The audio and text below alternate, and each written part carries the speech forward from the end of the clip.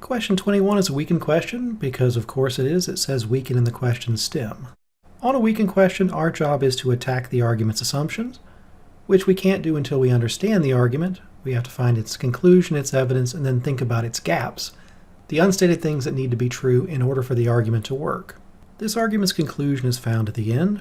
We must accept the fact that consumption of meat will soon be morally unacceptable. To support this conclusion, we're given 3 pieces of information. First, on average, raising animals to be used as meat requires a lot of grain. That same amount of grain could be used to feed a lot more humans, and grain yields are leveling off, farmland is going out of production, and the population is rapidly expanding. So this argument has 2 major assumptions. First, it's a cost-benefit analysis. It's saying that the cost of meat is too great for the benefit. So all cost-benefit analysis arguments share a similar assumption, that there's nothing else that would change the way that we view the cost-benefit balance. No other factor that might shift it back over towards benefit. This argument is also a prediction about the future. Anytime you make a prediction, you also must include the assumption that things in the future that are important for this argument to work aren't going to change. So the correct answer could attack either of those assumptions. Let's see what we've got to work with. So answer choice A. Now this answer choice is about what people might be willing to pay for. And since this argument is a moral argument, what people are willing to pay for isn't relevant. People might be willing to pay for a lot of things that are immoral. Answer choice B. Now answer choice B is going to be a problem for the argument.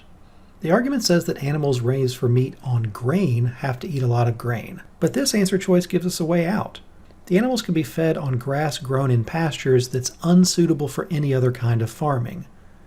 So it's not a trade-off between meat and grain, because they're not being fed on grain, and because the land couldn't grow grain anyway. So, since this is our answer, we can just glance at the others as a courtesy. Answer choice C is wrong because it is entirely about nutritional value. This argument is about the ethics of eating meat, not the nutritional value of grain or meat.